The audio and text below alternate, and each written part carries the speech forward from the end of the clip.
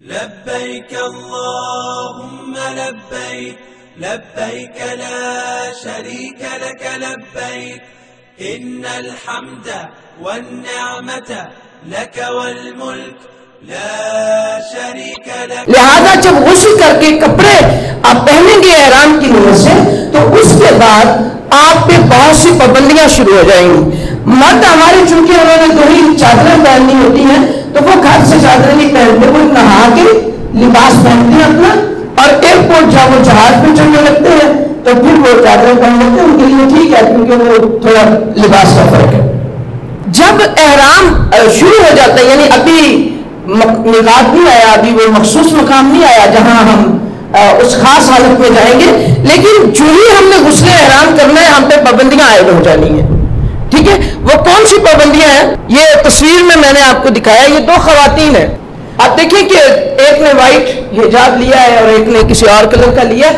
تو حجاب عام طور پہ ایک پہلو یہ عام طور پہ خواتین اسی شکل میں ہوتی ہے.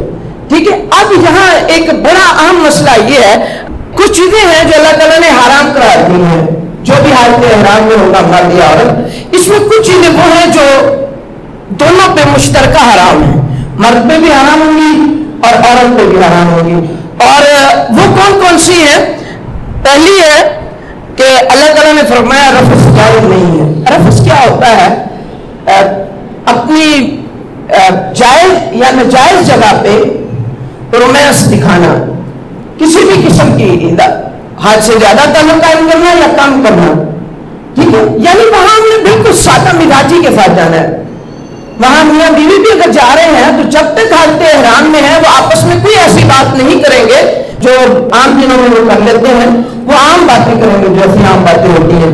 وہ آپس میں تعلقات قائم نہیں کریں گے, نہ ظاہری نہ باطنی. ٹھیک ہے. اچھا دوسری چیز جو ہے, دوسری چیز کیا, اس کا حکم کیا ہے؟ میں آپ کو ساتھ ساتھ حکم بتاؤں گی. اس کا حکم کیا ہے کہ اگر کوئی حالت احرام میں یہ کام کر بیٹھے تو اس کو بہت سخت گناہ ہوتا ہے, بہت سخت وہ گناہگار ہوتا ہے. اور گناہگار بھی ہوتا ہے, حج بھی فاسد ہو جاتا ہے. فاسد ہونے کے باوجود حج اس کو مکمل کرنا ہوگا, چھوڑ کے نہیں آئے گا واپس. اور حج مکمل کرنے کے باوجود اگلے سال ہی دوبارہ حج کرنا اس پہ فرض ہو جاتا ہے. آپ دیکھیں آپ کو ایک ہی دفعہ حج کرنا کتنا مشکل ہے, تو اگلے سال پھر اس پہ حج فرض ہو جاتا ہے, اسے کرنا ہی پڑے گا. اور پھر ایک اور پہلو یہ ہے کہ اس کو فدیہ بھی دینا ہوگا, اور وہ فدیہ یعنی اگلے سال جو حج آئے گا اس میں قربانی اونٹ کی کرے گا, بکرے کی یا بھیڑ کی نہیں کرے گا. وہ سستی ہوتی ہے, اونٹ کی بڑی مہنگی قربانی ہوتی ہے, تو یہ اس کا فدیہ ہوگا. دوسری چیز اللہ تعالیٰ نے جو منع کی ہے وہ فسق و فجور کے کام ہے, گناہ کے کام کرنے سے منع کر دیا. تیسری چیز لڑائی دنگا تکرار بحث خان خان کے جھگڑے کی, کوئی بھی جھگڑے والا موضوع نہیں چھیڑنا. اور اگر کوئی جھگڑ رہا ہے آپ کو بہت سے موقعوں پہ جب آپ حج کی کیفیت میں پیک پہ ہوتے ہیں تو جھگڑالو لوگ آپ کے سامنے آ جاتے ہیں, مینا میں, عرفات میں, مزدلفہ میں. اور تو اور آپ نبی کی سنت پہ عمل کریں گے, لوگ آپ سے جھگڑیں گے, آپ کو سنت پہ عمل نہیں کرنے دیں گے, بہت سخت حالات ہوں گے. تو سنت پہ آپ نے عمل نہیں چھوڑنا لیکن جھگڑنا بھی ہوگی. جاہلوں سے اعراض کرنا ہے. ٹھیک ہے. اچھا اس کے بعد شکار کھیلنا یہ جائز نہیں ہے. شکار کے لیے رہنمائی کرنا بھی جائز نہیں ہے, یعنی اشارہ کرنا, کسی کو بتانا کہ یہ شکار جا رہا ہے. آج کل ویسے شکار کا وہاں اتنا رواج بھی نہیں ہے, لیکن بہرحال جو ایک پابندی آتی ہے. اسی طرح نکاح کرنا یا کوئی رشتہ ناتا اپنا طے کرنا یا قبول کرنا یا پیغام بھیجنا, یہ سب منگنی کرنا کہ وہاں کوئی گھر پسند آ گیا ہے اور وہاں لڑکی پسند آ گئی ہے, لڑکا پسند آ گیا, تو وہاں وہ جو حالت احرام میں ہے وہ نکاح نہیں کر سکتا, وہ رشتہ نہیں بھیج سکتا, قبول نہیں کر سکتا. اچھا اگلی چیز ہے کہ وہاں گری پڑی چیزیں, بہت سی گری پڑی چیزیں ہوتی ہیں, وہ اٹھانی نہیں ہے. حالت احرام میں آپ چیز نہیں اٹھا سکتے. ہاں ایک صورت ہے کہ آپ نے کوئی قیمتی چیز دیکھی کہ گری ہوئی ہے, آپ وہاں سے اٹھائیں, اور وہ جو ان کا شعبہ ہوتا ہے وہاں ایک آفس ہوتا ہے جہاں گمی ہوئی چیزیں جمع کراتے ہیں اور پھر لوگ جا کے اپنی پہچان کے لیتے ہیں, وہاں آپ جمع کرا سکتے ہیں. ٹھیک ہے. لیکن ایک بات میں, ایک تو گناہ کی بات ہے نا, اللہ نے منع کیا, ایک اور بات بھی ہے, وہاں کیمرے لگے ہوتے ہیں, اور جب کیمرے لگے ہوتے ہیں نا ہر چیز آ رہی ہوتی ہے اس میں. کبھی کبھی ایسا ہوتا ہے کہ آپ پولیس کے नरगे में आ जाते हैं। एक दफा ऐसा हुआ कि एक आदमी ने वहां कुछ चीज गिरी उठाई और उसके पास टाइम नहीं था, उसने कहा चलो वापस आऊंगा तो जमा करा दूंगा, वैसे ही उठा के तो होटल में ले आया। अब अभी वो पहुंचे नहीं, पीछे होटल में पुलिस पहुंच गई, क्यों आपने उठाया? तो उससे बेचारे ने काफी एतमाद दिलाया कि मैंने तो जमा कराने के लिए उठाई थी, और फिर उसकी जान छूटी। तो इस तरह अगर पकड़े जाएं तो पुलिस के हवाले भी हो सकते हैं और वैसे भी ममनू है। अच्छा, इसी तरह वहां जानवर मारना, मक्खी मारना या कोई भी बड़ा छोटा जानवर मारना जायज नहीं है। हाँ, कोई ऐसा नुकसानदेह जानवर हो कि जान को मसला हो गया हो या कोई और ऐसा मसला हो तो फिर मारना जायज है। हालत एहराम में मैं कह रही हूँ, आप वहां जितना अर्सा रहेंगे ना, कुछ अर्सा एहराम के बगैर भी रहेंगे, उस वक्त और अहकाम हो जाएंगे। जिस वक्त आप हालत एहराम में होंगे, उम्रा कर रहे होंगे या हज कर रहे होंगे, उस वक्त ये चीजें जायज नहीं होंगी। इसी तरह तराश खराश करना, नाखून काटना, बाल उखेड़ना, काटना, ये चीजें जायज नहीं होंगी। अब गुनाह के उमूर ऊपर अल्लाह ने कहा इसको फजूल के काम नहीं करने, नीचे मैंने थोड़ा सा उसको वादे कर दिया, सिगरेट नोशी करना, इसी तरह गाने गाना या सुनना, यहाँ जबानों पे गाने चढ़े होते हैं, बोल चढ़े होते हैं, वहां पे वो उसे निकालने लगते, वो फिस्क का काम है और अल्लाह ने आयत करीमा में मना किया है। इसी तरह अफसाने पढ़ना, कोई डाइजेस्ट रखे से ले जाए या व्हाट्सएप पे पढ़ती रहे या नेट खोल के तो पढ़ती रहे, तो ये चीजें बिल्कुल दुरुस्त नहीं है। इसी तरह किसी जानदार की तस्वीर बनाना, वहां आर्ट गए, इस तरह के काम करना, यानी कोई भी फजूल काम आप नहीं वहां कर सकते। ये जो आखिर में जो लिस्ट है, अगर ये काम हो जाए, गलती हो जाए इंसान से, इंसान है तो क्या करें? इस पर कोई फिदिया नहीं है, इस पर तौबा इस्तग़फ़ार है। अच्छा, ये जो दीगर ममनूआत हैं, यानी जो मुहर्रम है वो नहीं ले सकता, इसमें कुछ औरतों के लिए है, कुछ मर्दों के लिए। औरत निकाब, सिला हुआ जो निकाब है वो अपने चेहरे पे नहीं पहन सकती और दस्ताने नहीं पहन सकती। दो चीजें, कितनी चीजें हैं? दो चीजें। एक सिला हुआ निकाब, ये जो निकाब है तो बाकायदा सिले होते हैं, हम बांध के ऊपर लेते हैं, वो नहीं पहन सकती। दुपट्टे से निकाब कर सकती है, उलमाए कराम का फतवा है कि दुपट्टे से निकाब कर सकती है, सिले हुए वो जो बाकायदा निकाब होता है उससे नहीं कर सकती।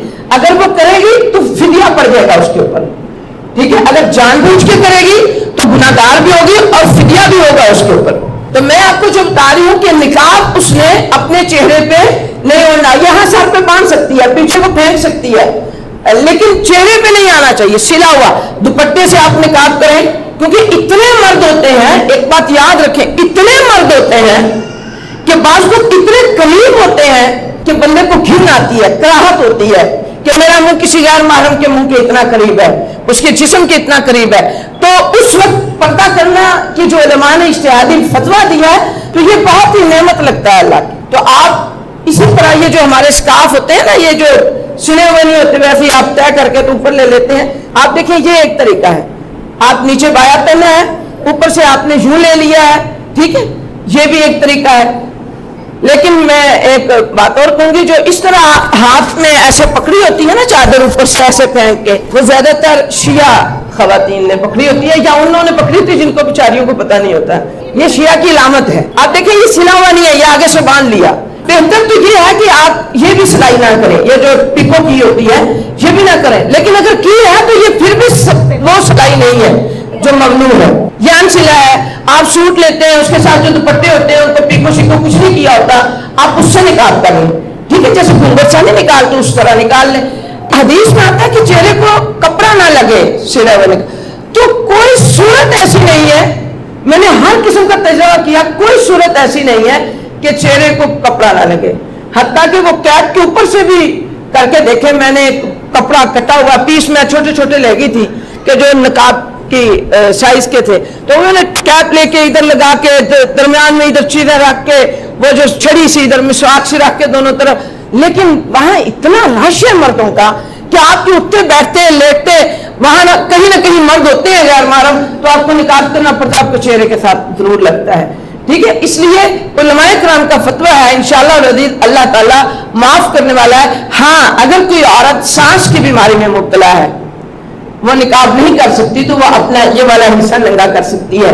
या कोई बुजुर्ग औरत है, जैसे अल्लाह ताला ने उसके लिए वैसे भी सहूलत कर दी है यहाँ भी, कि जब फितने का डर ना रहे। अब कोई 50 साल की औरत ना बुजुर्ग है, यहाँ अगर वो मेकअप शेकअप करके ایگزیکٹو ہو کے سامنے آتی ہے تو اس کا مطلب وہ بزرگ نہیں ہے. ٹھیک ہے, بزرگ سے مراد یہ ہے کہ کسی کو خیال ہی نہیں آ سکتا کہ یہ عورت اس کو بھی دیکھا جائے, ہر ایک اس کو ماں دادی سمجھتا ہے, تو وہ عورت چہرہ اگر نہیں ڈھانپتی تو انشاءاللہ اللہ تعالیٰ اللہ کے ہاں گناہ نہیں ہوگا.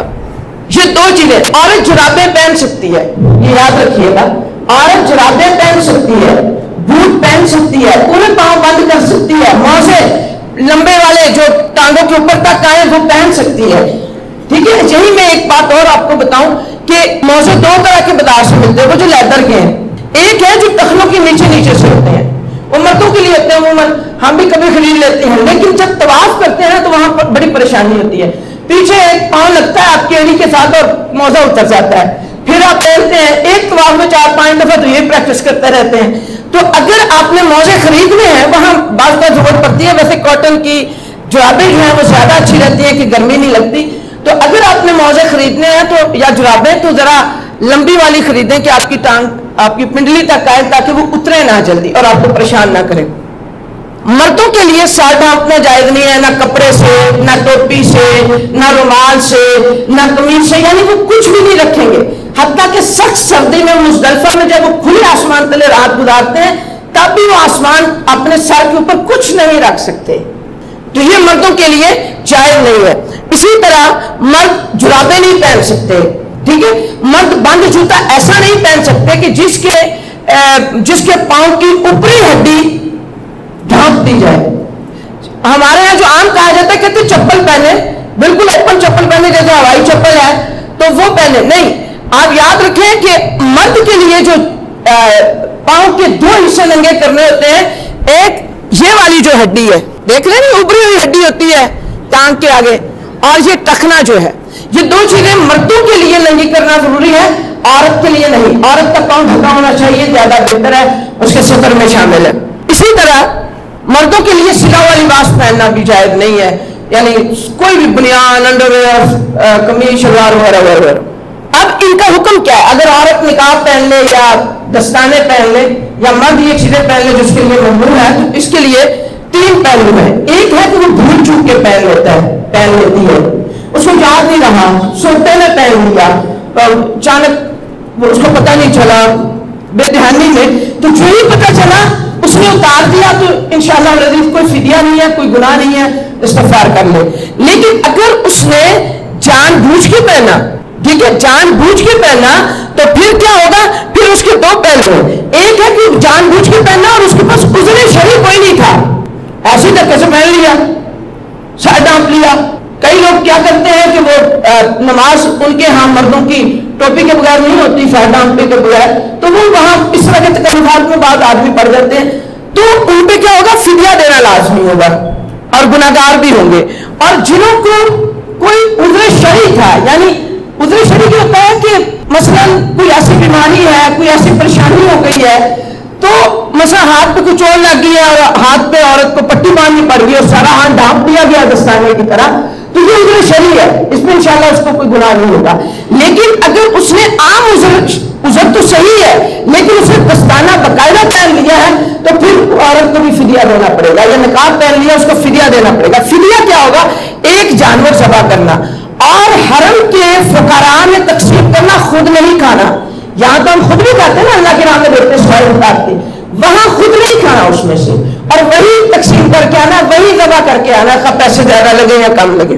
لبیک اللہم لبیک, لبیک اللہم لبیک, لبیک لا شریک لک لبیک, لبیک لا شریک لک لبیک.